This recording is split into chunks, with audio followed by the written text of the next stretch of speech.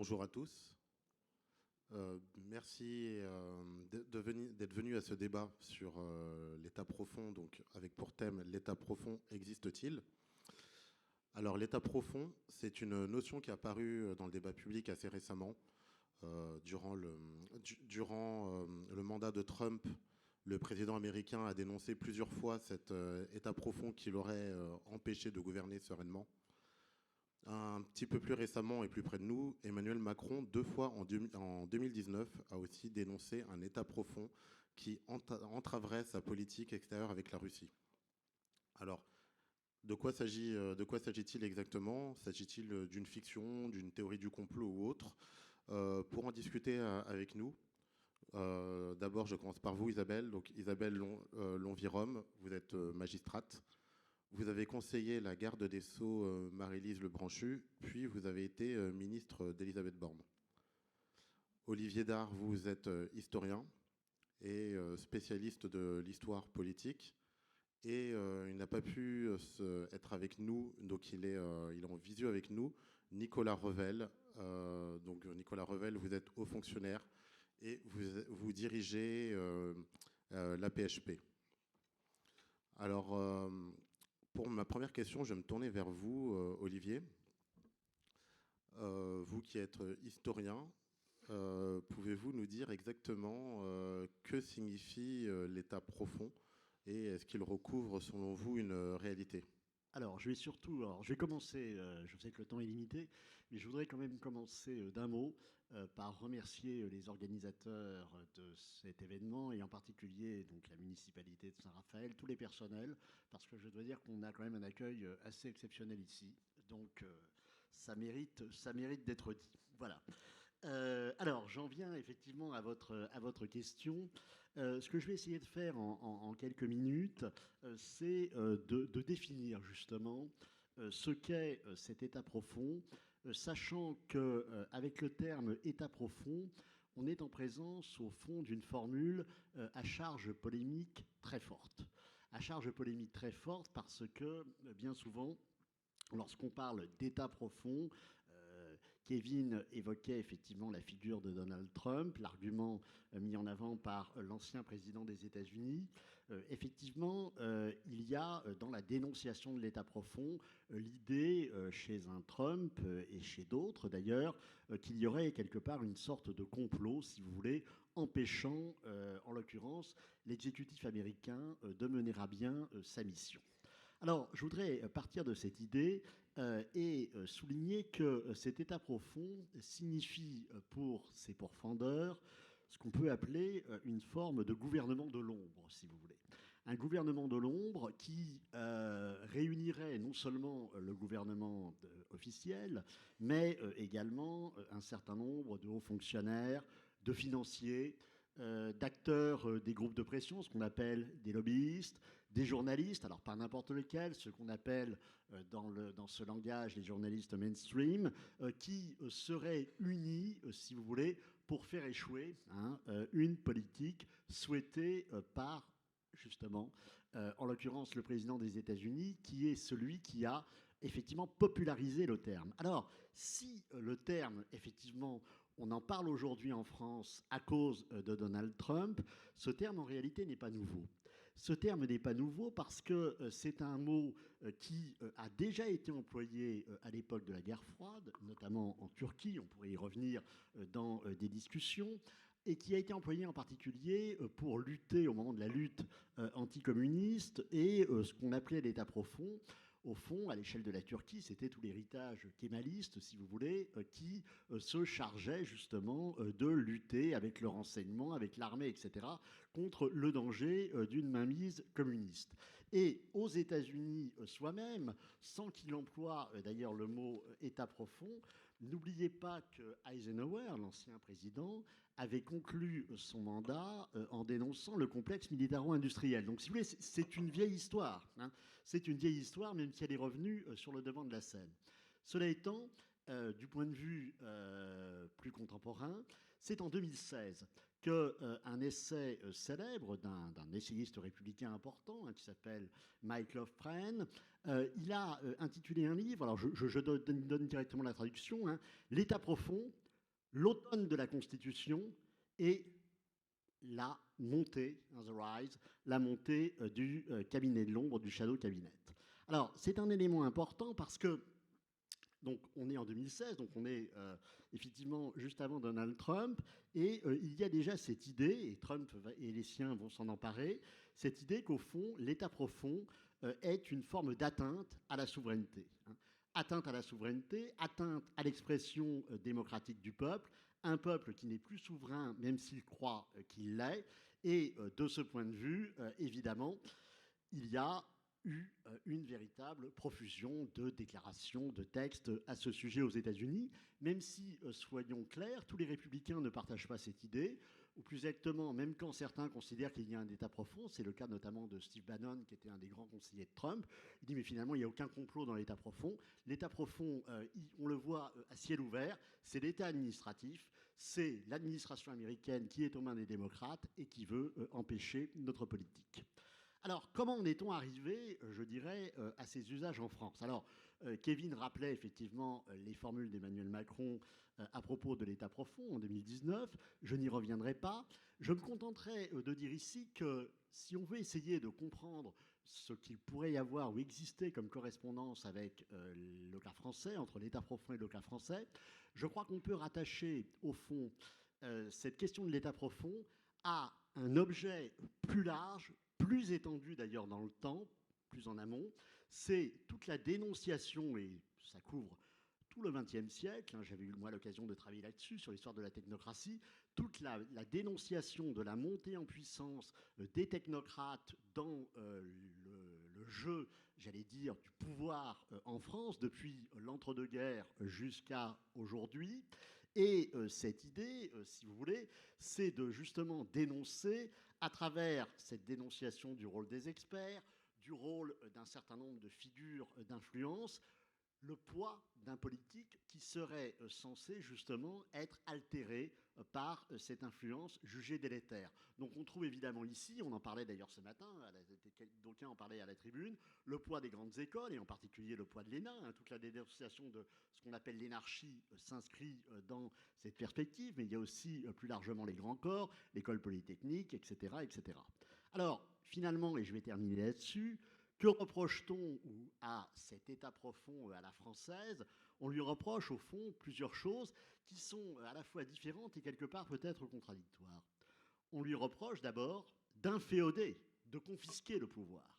Finalement, le pouvoir politique serait confisqué par un certain nombre d'experts qui ne permettraient pas en réalité à des gouvernants d'exprimer leur choix politique. Donc ça, c'est le premier élément, un élément d'inféodation, un élément de confiscation. Premier élément.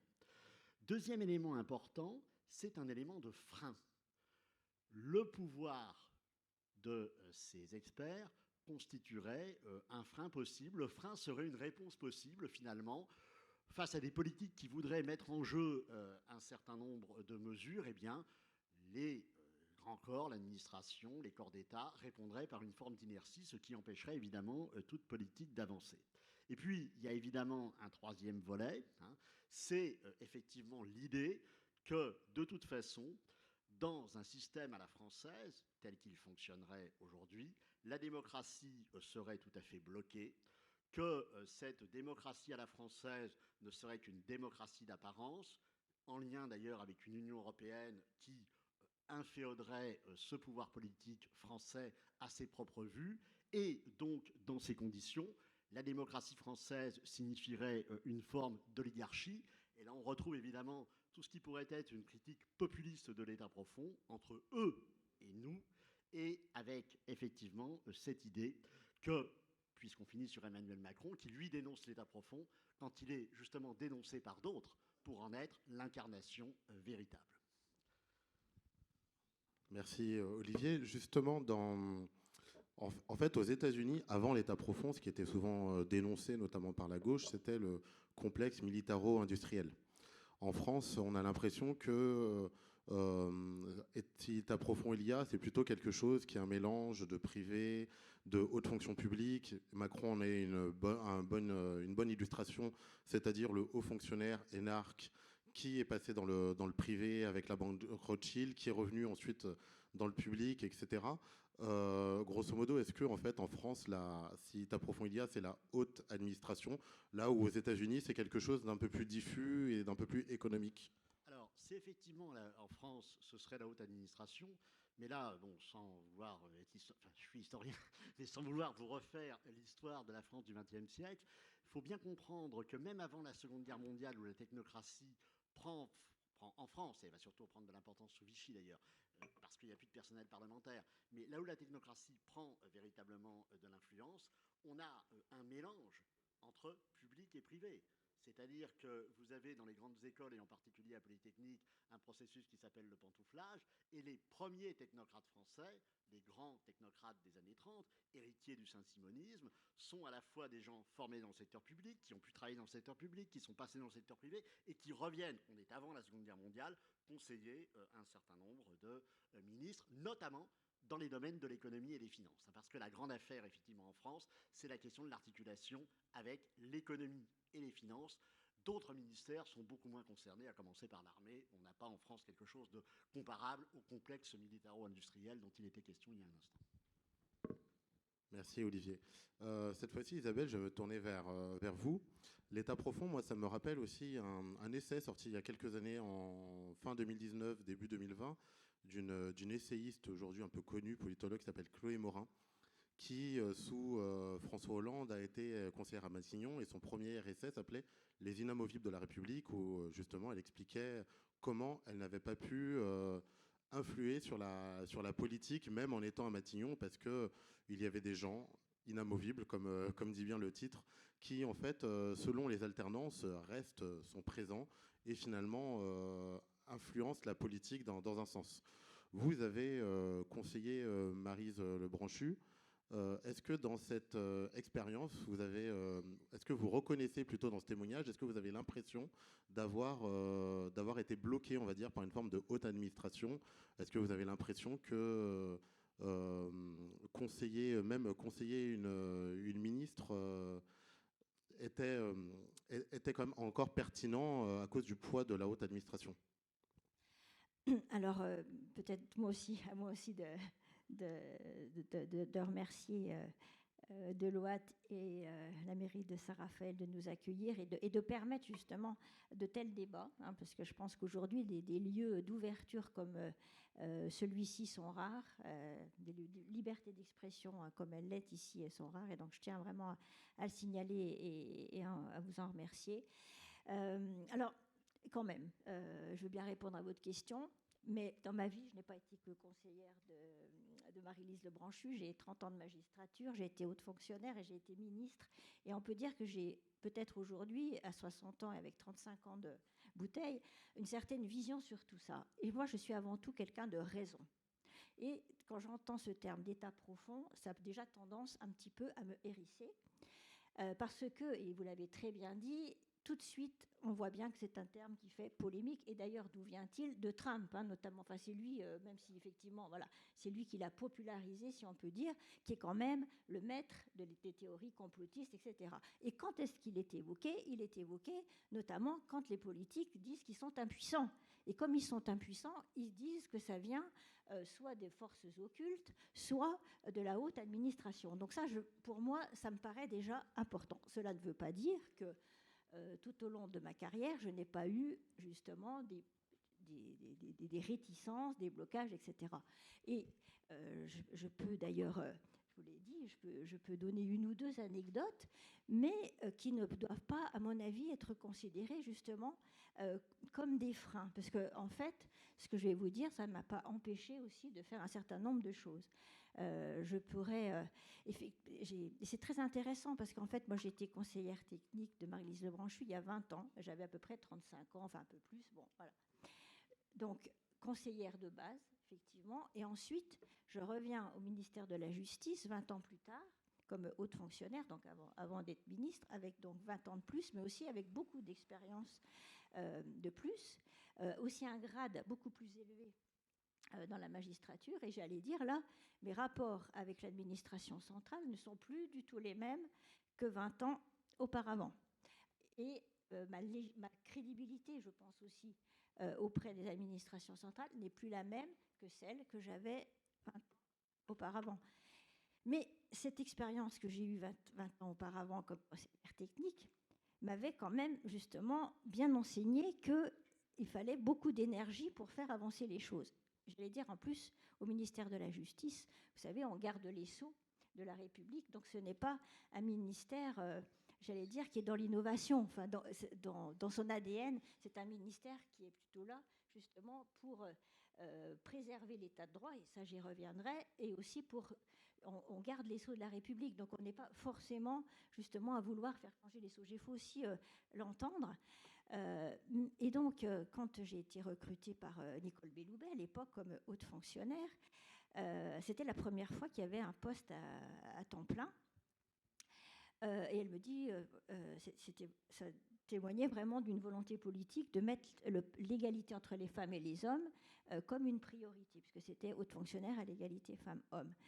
Et elle me dit, vous n'aurez pas beaucoup de moyens, mais je lui dis, d'accord, j'entends, mais ce que je vous demande, et elle était tout à fait d'accord, et j'ai pu vraiment bien travailler, je vous demande un lien direct avec vous.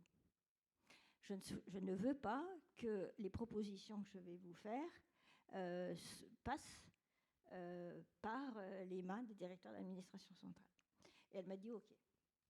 Voilà, et donc, effectivement...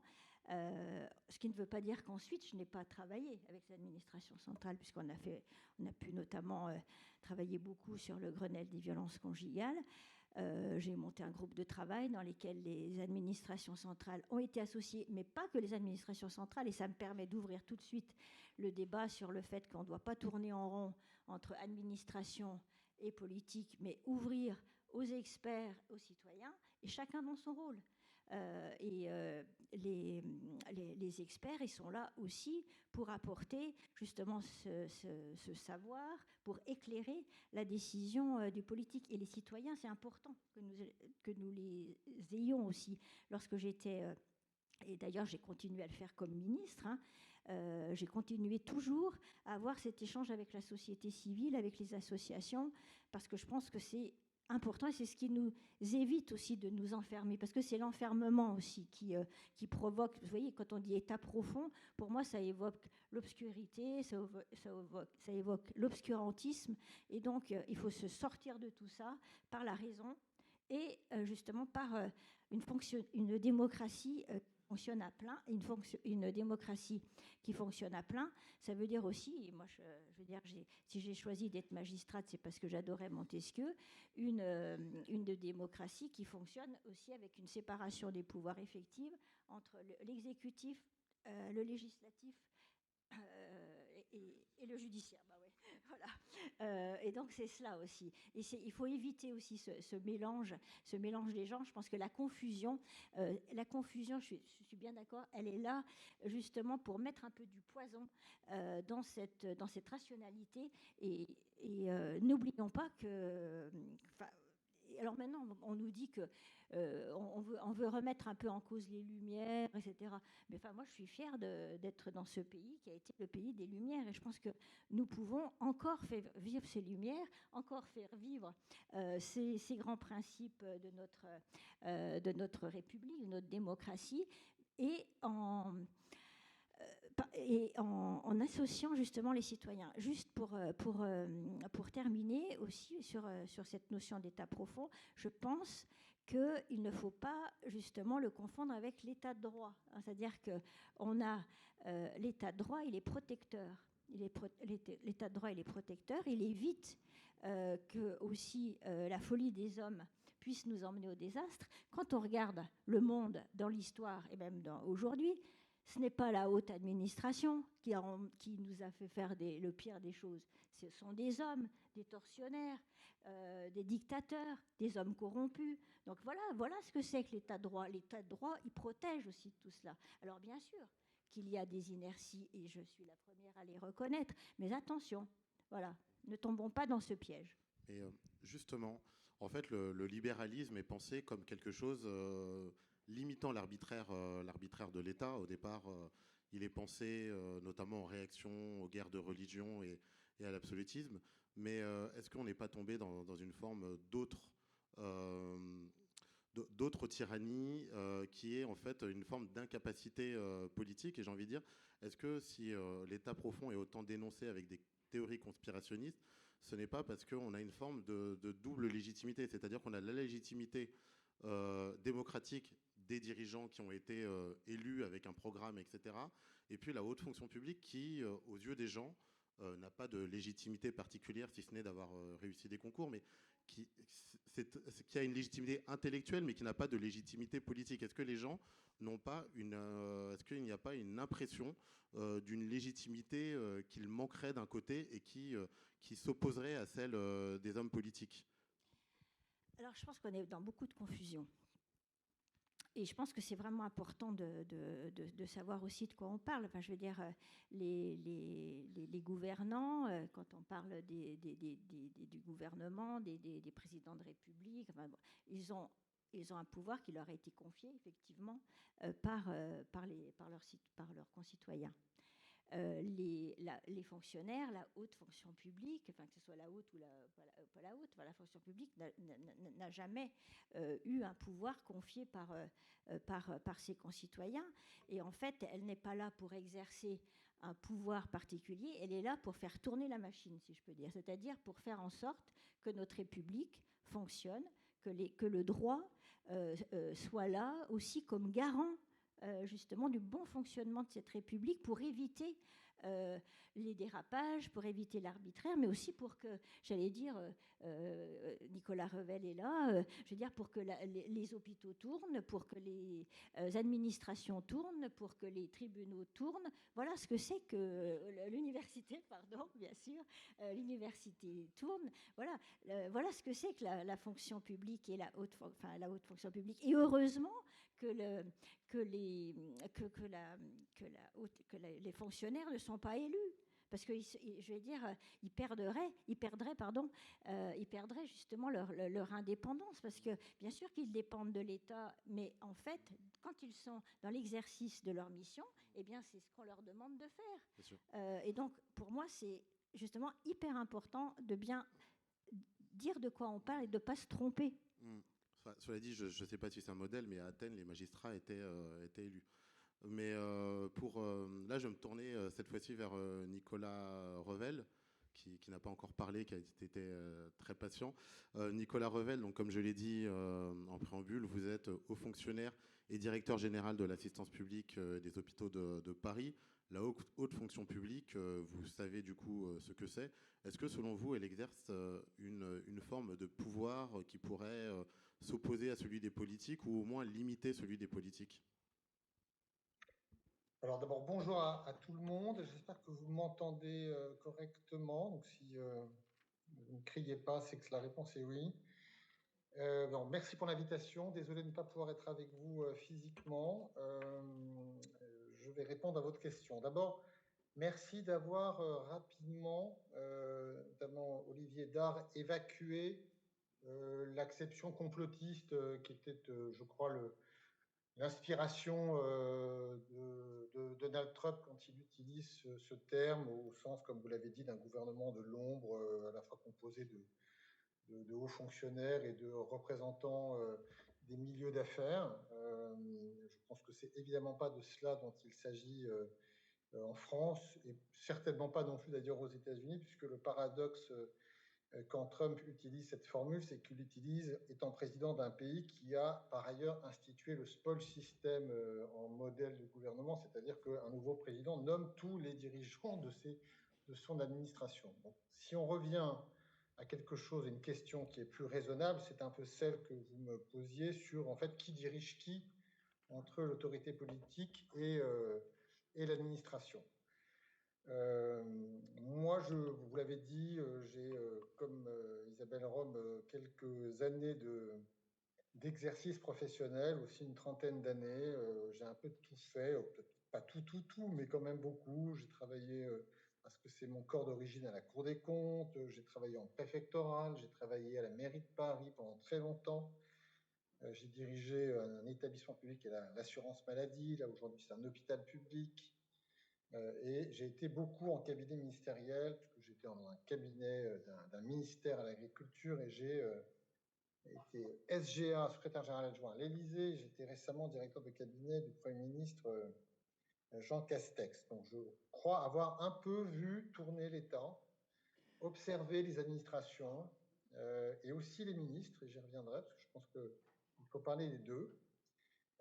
Et de cette manière, si l'État profond existait, je pense que je l'aurais croisé, évidemment, sauf à ce que j'en sois le chef secret, ce qui expliquerait du coup que je dissimule le propos.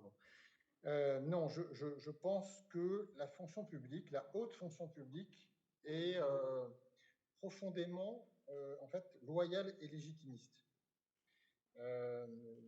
Toutes les personnes que je croise, avec qui j'ai travaillé, je partage cette éthique professionnelle. Et si on pouvait en douter, ou s'il pouvait y avoir un petit doute autour de ça, il y a quand même deux éléments supplémentaires que je souhaiterais souligner dans le même sens. D'abord, je pense qu'on a en France un pouvoir politique fort qui a les commandes de l'administration entre ses mains. Ce qui d'ailleurs nous distingue par rapport à d'autres pays qui se sont dotés d'une structure administrative où les ministères ou l'équivalent des ministères fixent des grandes orientations, mais confient à des agences très autonomes le soin de mettre en place les politiques. Et en fait, la France a très peu fait ça. Elle a créé des autorités administratives indépendantes, mais plutôt sur des champs de régulation juridique. Et sur la mise en œuvre des politiques, ce sont les administrations centrales et déconcentrées qui sont à la manœuvre, et celles-ci sont vraiment placées sous l'autorité directe des ministres.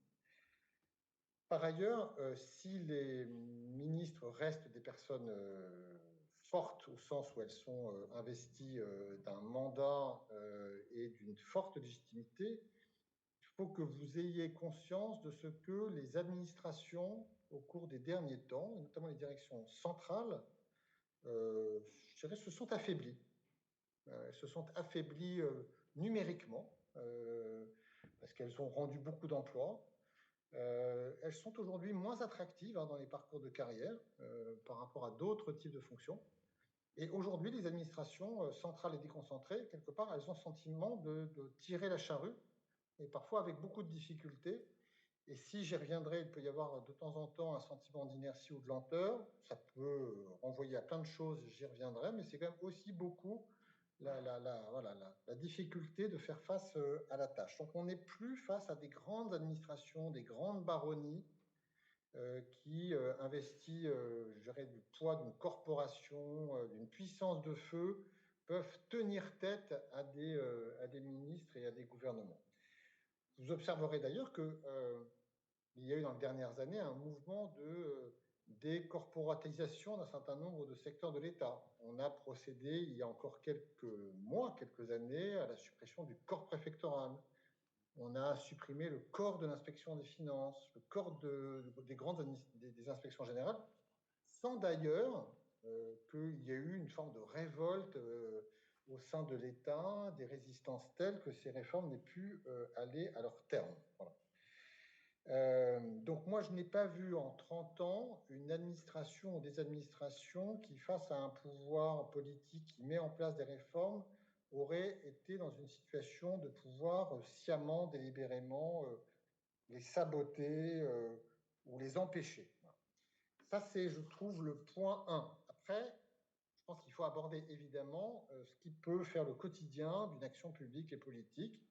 Et là, on retrouve en effet toute une série de choses qui ont été évoquées, qui est un sentiment parfois d'avoir en face de soi des administrations qui sont là souvent pour dire c'est pas possible, une règle de droit empêche telle ou telle intention ou mesure souhaitée par le politique, rappeler évidemment les contraintes budgétaires, en fait, tout ce qui va d'une certaine manière accréditer l'idée d'une administration qui freine et de mauvaise volonté en se réfugiant d'une certaine manière derrière un champ de contraintes qui très souvent est soit celle du droit, celle des finances et du budget, puis celle des délais, de la complexité des délais de mise en œuvre.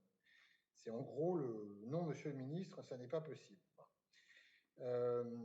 D'abord, en soi, ça n'est pas choquant que, en principe, une administration puisse, à un moment donné, faire valoir le fait que telle ou telle idée se heurte en effet à des problèmes de faisabilité, non-conformité juridique, d'impossibilité budgétaire ou de délai inhérent à ce que sont la réalité des choses.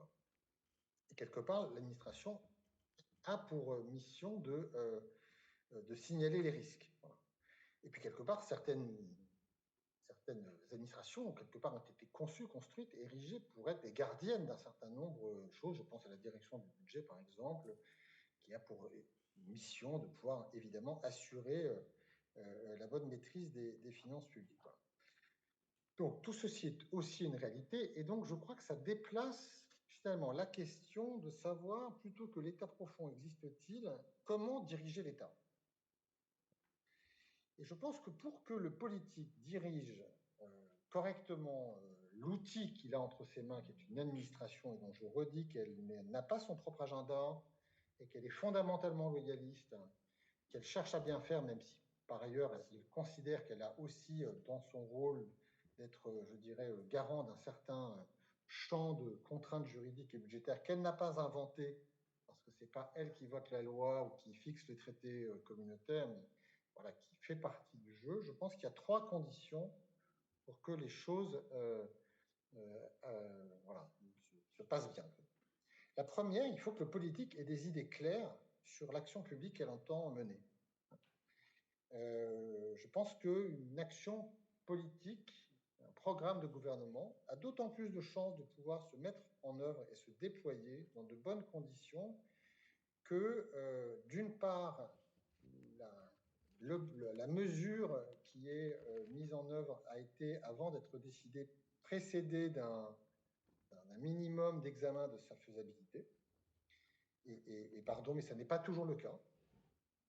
Deuxième élément, je pense que c'est d'autant plus important quand on se lance dans une action de réforme gouvernementale. D'ailleurs, le terme réforme, c'est pas forcément une réforme négative, hein, ça peut être une réforme de toutes sortes. C'est d'autant plus important, pour pouvoir bien le faire, de l'inscrire dans le cadre du mandat démocratique et donc dans le cadre du programme qu'on a présenté aux électeurs au moment où on s'est présenté.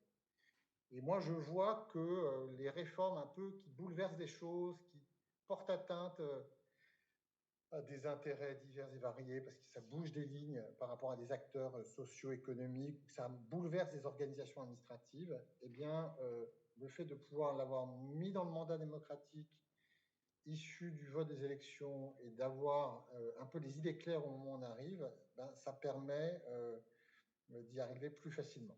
J'ai un exemple qui n'est peut-être pas le meilleur, mais il se trouve que dans une vie précédente, quand j'étais à l'assurance maladie, je me suis occupé de la mise en place du reste à charge zéro, qui nécessitait de travailler avec des professions de santé, avec les organismes complémentaires, avec les administrations. Ben, le fait que cette idée ait été mise dans un programme politique et qu'on sache à peu près comment on pouvait y arriver au moment où on s'est lancé dans ces travaux a fait qu'il y a eu un alignement spontané des acteurs et voilà, des concessions ont été faites par les uns et les autres, et aujourd'hui c'est quelque chose qui fonctionne. Deuxième élément, je pense qu'il faut savoir gérer et adapter de cas échéants le champ de contraintes dans lequel on évolue. Il y a un champ de contraintes juridiques, pour l'essentiel, hein, et budgétaire. C'est les deux qui me paraissent les plus structurants. Le champ de contraintes juridiques, comme Isabelle Rome l'a dit, d'abord, il faut accepter que celui-ci existe. Voilà. On est dans un état de droit, et dans un état de droit, même si on peut modifier la loi ne peut pas tout faire. Mais parfois, dans le respect de la Constitution, qui protège la minorité contre la majorité, on peut parfois adapter, soit prendre un risque juridique malgré l'alerte d'une administration, soit à un moment donné en tirer les conséquences et adapter le cadre juridique dans lequel on évolue. Et quant au cadre budgétaire, certes, nous sommes régis par des engagements européens et communautaires qui font qu'on ne peut pas faire exactement tout ce qu'on veut, mais le fait est que quand le politique, à un moment donné, considère qu'il a de bonnes raisons, à un moment donné, de ne pas s'inscrire strictement dans une trajectoire telle que le ministère de l'économie et des finances va lui suggérer, eh bien, il peut arriver à un pouvoir politique de s'en écarter, de s'en expliquer avec la Commission européenne, d'en parler avec les partenaires européens et de revoir la chronique budgétaire. Je pense que ce sont des choses qui font partie précisément de ce qu'est le rôle du politique. Et le troisième élément sur lequel je veux le plus insister, c'est que le politique doit savoir diriger son administration. Pour s'imposer à son administration, le politique doit savoir la faire travailler. Et ça passe par exemple, l'exemple d'Isabelle Rome était excellent, de parler directement à ses cadres supérieurs, ses cadres dirigeants, ses directeurs de centrale ou ses délégués ministériels. Ça veut dire ne pas être totalement dans la main de son cabinet. On y reviendra peut-être, les cabinets ministériels, c'est à la fois un soutien pour le ministre, mais ça peut être aussi à un moment donné un risque. Ça suppose de consacrer du temps à la préparation de la décision et au suivi de la décision. Voilà. Ça nécessite de se préoccuper de comment fonctionne son administration et de savoir aussi doser ce qu'on lui demande de faire par rapport à ce qu'elle est capable de faire. Et je connais beaucoup, moi, de ministres avec des cabinets qui étaient parfois presque, je dirais, plus nombreux, mais j'exagère évidemment, que les bureaux des directions de centrales en charge de la mise en œuvre des impulsions, submerger l'administration de commandes et d'initiatives sans que celle-ci soit une seconde en capacité de suivre le rythme des réformes qui, d'ailleurs, parfois peuvent avoir été insuffisamment préparées, donc d'autant plus difficiles à mettre en place. Et donc, ça veut dire qu'il y a une réflexion qui n'est pas complètement simple sur l'action politique et l'action du ministre. Je pense qu'aujourd'hui, il y a un tel rythme dans nos démocraties qu'un gouvernement qui ne sort pas 3 mesures par jour ou par semaine est vécu de l'extérieur de la part de l'opinion comme étant insuffisamment actif et dynamique. Et donc, je pense qu'il y a une sorte de frénésie et de propension à accélérer toujours et à lancer de plus en plus de choses, sans, encore une fois, avoir le souci de la capacité à faire dans l'exécution. Et je pense que au-delà de la modération du rythme, je pense que le temps du ministre, l'agenda d'un homme politique et d'un ministre de la République devrait aujourd'hui se rééquilibrer avec aujourd'hui beaucoup d'obligations qui, d'une certaine manière, le dévorent entre des déplacements, le Parlement, des réunions diverses, X discours que souvent il n'a même pas le temps de relire ou de retravailler sérieusement, et un manque de temps pour justement être dans ce qui fait le cœur de la réussite d'une action politique, c'est-à-dire ce temps consacré à la mise en œuvre des choses. Et je pense qu'il y a aussi la frustration qui peut être la cause de ce que ça ne marche pas parce que c'est la faute d'eux. Je pense que c'est aussi la faute d'un système où maintenant le politique est lui-même emporté dans une sorte de difficulté à faire bien, sereinement et sérieusement le travail qui est le sien. Nicolas Revel, merci. J'ai une dernière question qui va s'adresser à vous trois avant les questions du public. Exactement, j'ai demandé justement des réponses courtes pour ensuite laisser la place au public. Bon, bah non, en fait, c'est trop tard. D'accord. Juste une dernière question. Donc, vous avez tous les trois beaucoup parlé d'inertie. Moi, ça m'a rappelé une déclaration d'Hubert Védrine, donc ancien ministre des Affaires étrangères, qui a dit que la grande force de l'État profond, c'était l'inertie et non le complot. Et justement, à une époque où aujourd'hui les hommes politiques promettent tous de rompre avec l'ancien monde, est-ce que justement cette inertie ne pose pas problème? Et imaginons en plus des candidats réellement en rupture, c'est-à-dire pas issus justement des grands partis de gouvernement. Est-ce que cette inertie, en fait, ne risque pas de se retrouver, de tourner au sabotage, en fait, c'est-à-dire le fait de ne rien changer là où des hommes politiques auraient été élus pour vraiment changer des choses? Oui, alors là, bon, c'est un autre problème. Mais effectivement, il y a cette idée aussi qui est importante, hein, sur laquelle jouent d'ailleurs les détracteurs de l'État profond, c'est l'idée que finalement, les gouvernements, dans leur diversité d'ailleurs, considèrent que, notamment avec l'Union européenne, il n'y a qu'une politique possible. Voilà. Donc à partir de là, effectivement, il y a une convergence des centres, ce qu'on appelait sous la Troisième République la concentration républicaine, et il y a évidemment les périphéries. Il faudrait voir effectivement ce que tout cela donne.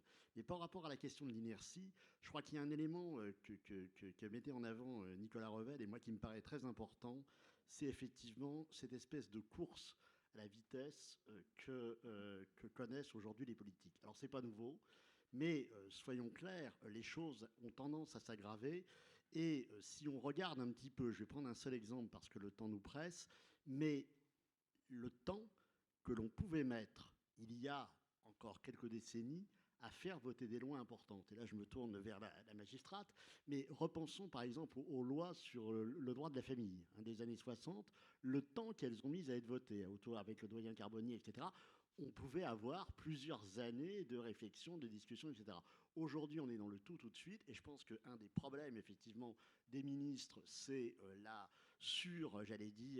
surmédiatisation qui est la leur, le surinvestissement qu'ils doivent avoir dans toute une série, effectivement, de démarches qui ne sont pas forcément au cœur de leur travail, et au détriment, évidemment, d'un travail plus quotidien, plus obscur. Alors là, je dis obscur, non pas dans le sens du complot, mais obscur parce qu'effectivement, ça ne se voit pas, mais qui est quand même que, effectivement, un ministre est théoriquement aussi le chef d'une administration. Ce qu'on a tendance à oublier. C'est un politique, c'est vrai, mais il y a une dimension, là qui a été rappelée tout à l'heure, être le chef d'une administration et la faire travailler. Et ça, je pense que c'est un élément essentiel. Et si on parlait de l'université, on pourra en parler. Isabelle ? Oui, je partage ce que vous avez dit et je me retrouve dans bien des points évoqués aussi par Nicolas Revel.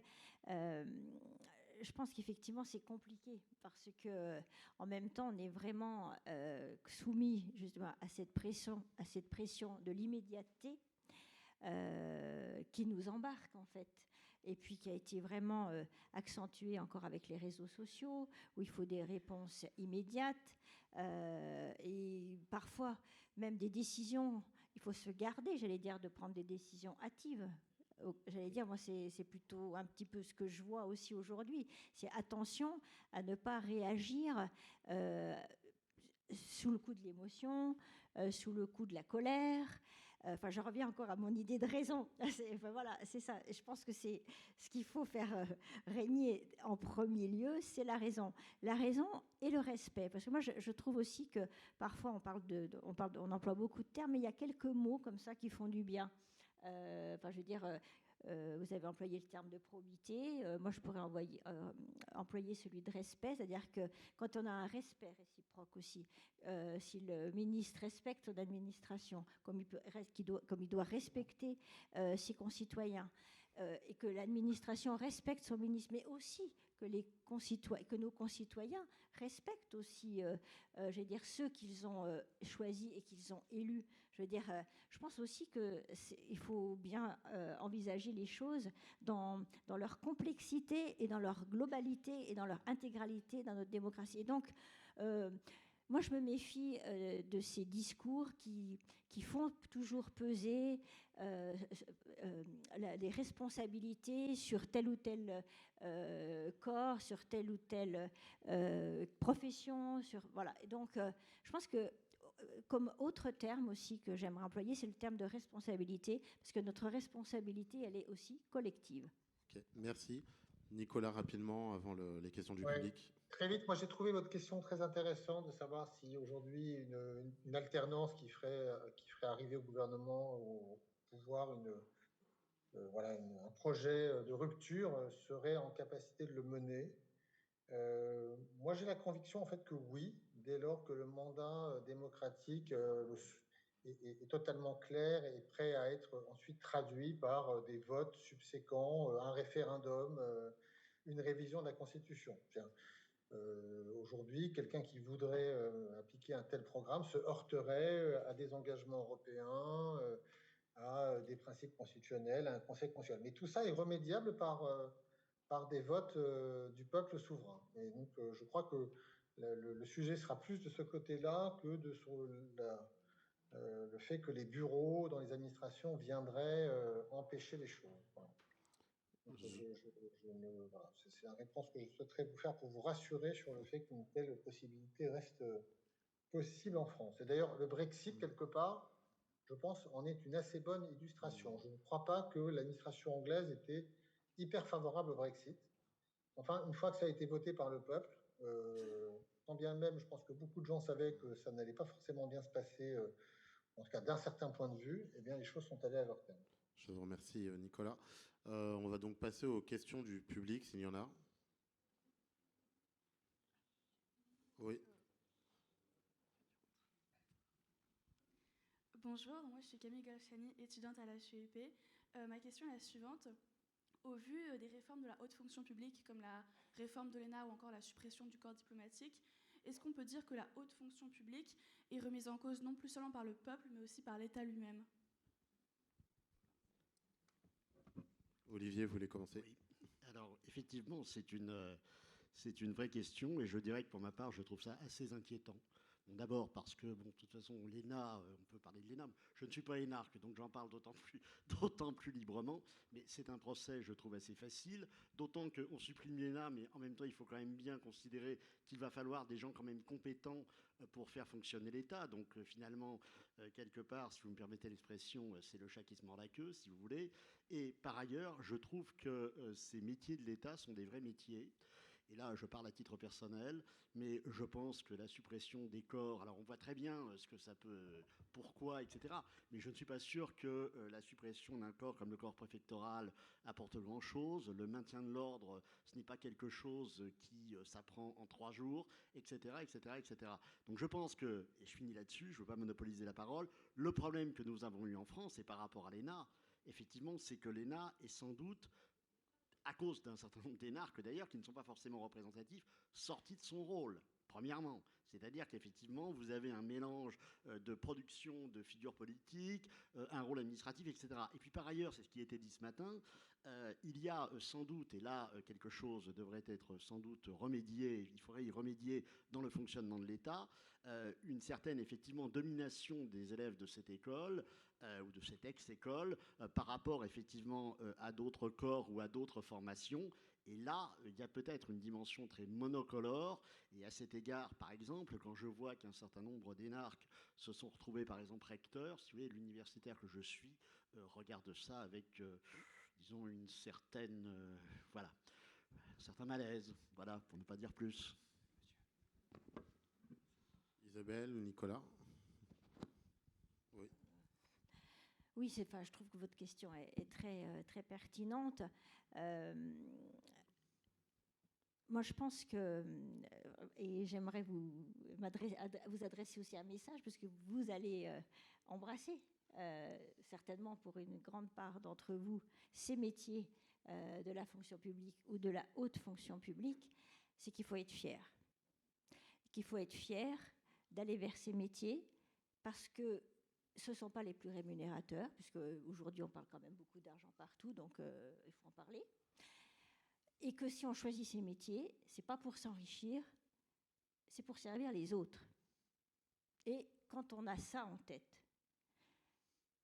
en tout cas moi c'est ce que j'ai toujours eu, c'était toujours mon engagement, et c'est de penser au visage des gens. Enfin voilà, et quand, vous savez, pour moi le totalitarisme, c'est quand on prive les gens de visage. Voilà. Et donc, il faut vous dire que votre métier, vous allez l'exercer justement pour les autres, pour améliorer leur vie, pour améliorer leur quotidien. Personnellement, j'ai choisi de m'engager particulièrement sur les violences faites aux femmes parce que j'ai jugé pendant 15 ans des féminicides et des viols, et que ces visages des femmes à la barre, je les vois toujours. Et que tous ces visages que j'ai vus aussi sur des photos, parce que c'était trop tard, je les vois toujours. Et c'est pour ça que je me bats. Et donc, en fait, quand on sait pourquoi on se bat, eh bien, ça donne aussi beaucoup de force et ça légitime beaucoup de choses aussi, non pas l'arbitraire, mais en tout cas, ça donne aussi une forte légitimité et ça permet aussi d'asseoir justement une action collective en associant justement le plus largement possible pour la prise de décision.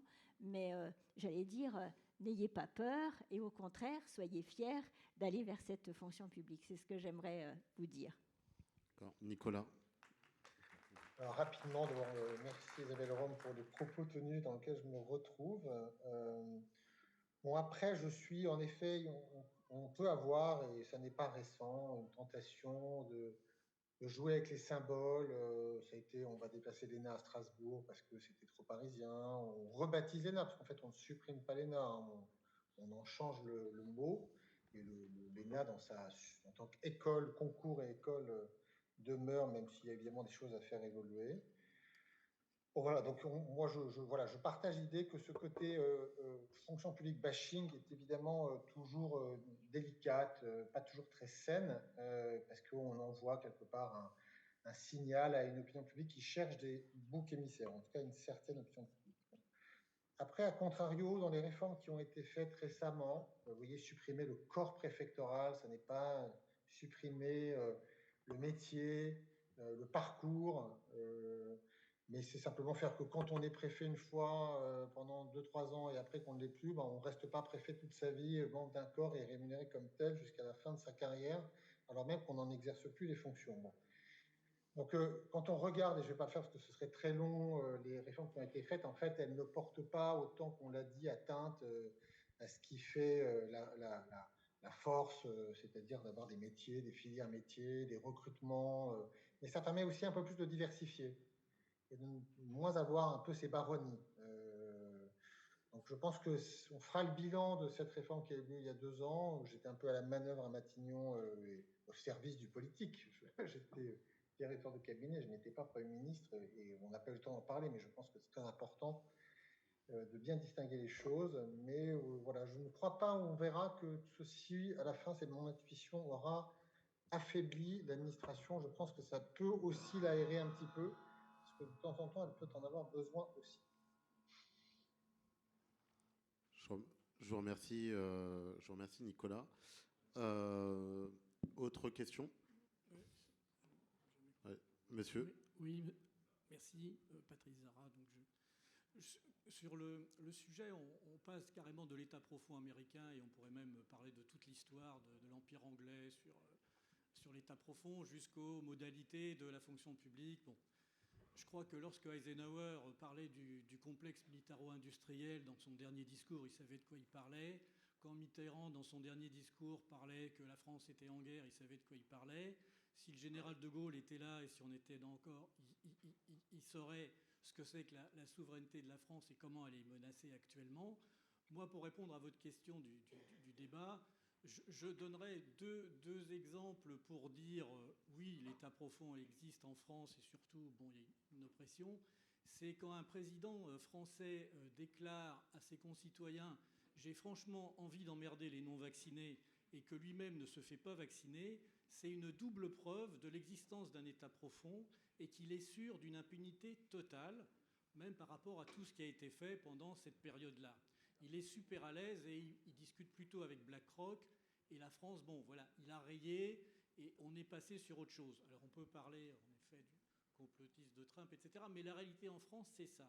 Et le deuxième sujet, c'est ce matin, et on a eu un débat sur le Covid plus le GIEC.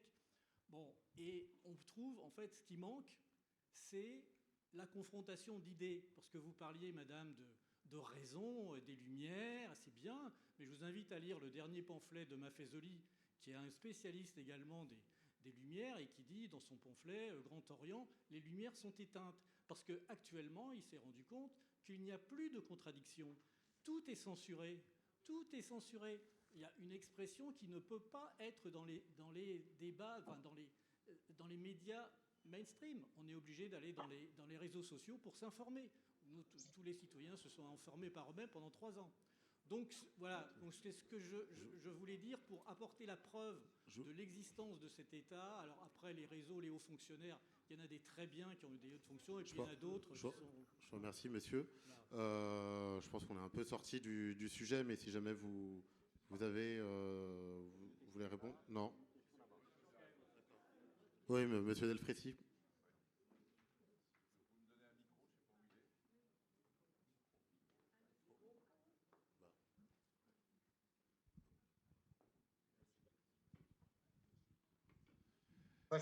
Tout d'abord, ce que vous venez de dire est entièrement faux. Le président s'est fait vacciner.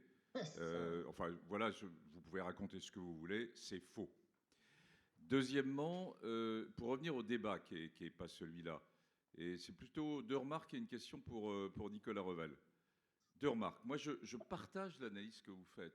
Soyons fiers de notre haute fonction publique. Hein. Ce sont des personnes qui donnent pour les autres, qui donnent pour l'État, qui ont un sens de l'État qui est, je dirais, presque plus qu'un certain nombre de mes collègues médecins. Hein. Il y a vraiment, on peut être fier de notre fonction publique. Deuxième élément, et ça a été, je l'ai souligné ce matin, j'ai insisté là-dessus et j'y reviens, elle manque de diversité. Hein, vous êtes tous brillants, mais le fait que vous sortiez tous de la même école fait qu'à un moment donné, ça ne colle pas. Hein, ça ne colle pas, et on voit bien comment en Allemagne, en UK, etc., où il y a une diversité, où la notion de docteur est quelque chose qui représente une certaine forme de valeur, est un point important. Donc moi, je pense que la France avancera si on diversifie notre haute fonction publique. Et puis le troisième élément, et ça c'est une question pour le directeur général et Nicolas, hein, vous avez évoqué quelque chose qui me tient à cœur aussi à la fin, c'est-à-dire et en évoquant que les ministres, les politiques, quand ils arrivent, sont bouffés dans leur agenda. Ils n'ont plus le temps de réfléchir. Donc ceci pose la question de où se fait, où se construit la vision stratégique. Qu'on le veuille ou non, on est notre 5e ministre de la Santé, là, depuis, alors qu'on vient de vivre la crise. Il y a eu certes des éléments pour l'expliquer, mais 5 ministres de la Santé. Bon.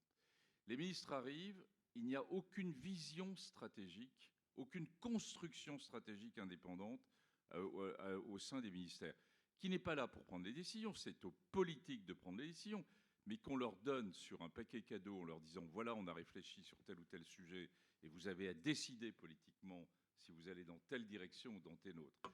Et ça a été la fonction du plan. Hein. On a eu en France, dans les années 50, dans les années 60, un plan qui était très fort. On ne l'a plus. Et donc, il nous manque véritablement de la construction de la vision stratégique. Alors, est-ce que c'est à la haute fonction publique de le faire ? Est-ce que c'est un mélange avec des experts ? Mais en tout cas, ça nous manque dans la plupart des ministères. Avoir la vision de moyen terme et de long terme, et pas seulement à court terme de ce qu'est la vie d'un ministre. Alors, si je peux me permettre de répondre rapidement, d'abord, je voudrais évidemment, comme vous, ne pas laisser s'installer l'idée que Emmanuel Macron ne s'est pas vacciné, parce que j'étais comme Jean-François Delfrécy aux premières loges, même 13 aux premières loges, et donc je peux juste vous le dire que c'est faux. Deuxièmement, sur la diversité de la haute fonction publique, je pense que vous avez raison. Et d'une certaine manière, pardon d'y revenir, mais le fait d'avoir supprimé les corps et donc de rendre possible beaucoup plus facilement l'accès aux métiers, aux fonctions, normalement peut y contribuer. On verra si ça sera le cas en vie réelle, mais en tout cas en théorie, ça a aussi cette vertu-là, en tout cas potentiellement. Et enfin, sur la question du cadre stratégique, je pense que vous avez raison de souligner qu'aujourd'hui, on manque cruellement dans un certain nombre de domaines, et je n'en citerai pas en particulier de perspectives stratégiques. Mais ce qu'il faut aussi, au-delà d'une perspective stratégique, ce qui est indispensable, c'est ensuite, après, les moyens dans la durée de mettre en place et en œuvre la stratégie qu'on a arrêtée. Et ça, c'est une condition supplémentaire absolument indispensable, mais qui n'est pas acquise. Voilà. Cette notion d'à la fois avoir, si possible, les moyens d'une politique sur le nombre d'années nécessaires et si possible, le minimum de stabilité pour pouvoir déployer l'action, ce sont ces 3 ingrédients qu'il faudrait réunir et sur lesquels aujourd'hui je fais comme vous le constat que nous en manquons. Je vous remercie Nicolas. Isabelle, il me semble que vous aviez aussi un élément de réponse. Très rapidement, parce que je ne veux pas faire déborder. Bien sûr qu'il y a un manque de diversité dans la haute fonction publique, mais je pense aussi que cela ne vient pas forcément de l'ENA, enfin, je veux dire, ou de la suppression de l'ENA, etc. Je pense que c'est beaucoup plus profond que cela, c'est le cas de le dire. Pour moi, c'est aussi un sujet d'égalité des chances. C'est-à-dire, c'est qui aujourd'hui réussit les concours. On voit bien qu'on a aussi, des enfants qui sont plutôt plus favorisés, qui ont accès à la culture plus tôt, qui ont accès à certains codes plus tôt. Et donc ça, c'est ça. Je pense que l'enjeu, c'est aussi un enjeu d'égalité des chances. C'est pour ça qu'il faut promouvoir toutes ces initiatives sur la cordée, les rôles modèles, le mentorat, etc. Je trouve que ça, c'est vraiment excellent pour permettre justement à des jeunes de se projeter dans certains métiers qu'ils ne connaissent pas forcément et auxquels ils n'ont pas forcément accès parce que l'endroit où ils vivent, parce que les familles dans lesquelles ils vivent, justement, ne sont pas forcément informées et ne leur donnent pas d'emblée accès à tous ces métiers. Donc pour moi, c'est aussi un sujet d'égalité des chances. Et puis, en revanche, sur le sujet de la stratégie, oui, alors là, je souscris à 100%. Je pense qu'il faut... et moi, j'ai essayé de le faire, mais c'est un ministère délégué avec peu de marge, c'est-à-dire d'avoir un plan. Enfin, moi, j'ai essayé de construire un plan sur 4 ans sur l'égalité, par exemple, avec 160 mesures, parce que j'avais bien conscience qu'il faut avoir qu'il faut construire une politique publique avec des indicateurs, etc., des objectifs, en associant aussi justement les écosystèmes. Mais je pense que ce qui nous manque aujourd'hui, c'est très compliqué, mais je crois que c'est vraiment un enjeu, c'est d'arriver. C'est pourquoi peut-être que l'idée du plan, elle pourrait être prise, c'est d'avoir des objectifs et les moyens en face. Voilà, ça paraît pas compliqué quand on l'énonce, ça l'est plus dans les faits. Mais je pense que, oui, pour moi, ça, c'est vraiment vers cela qu'on doit tendre. Isabelle, je vous remercie. Je remercie également Olivier Dard et Nicolas Revel. Et puis, je vous remercie aussi tous d'être venus, d'avoir écouté et d'avoir posé pour certains des questions. Voilà, après nous, le prochain débat arrive bientôt. Enfin, la journée continue. Voilà. Merci à tous.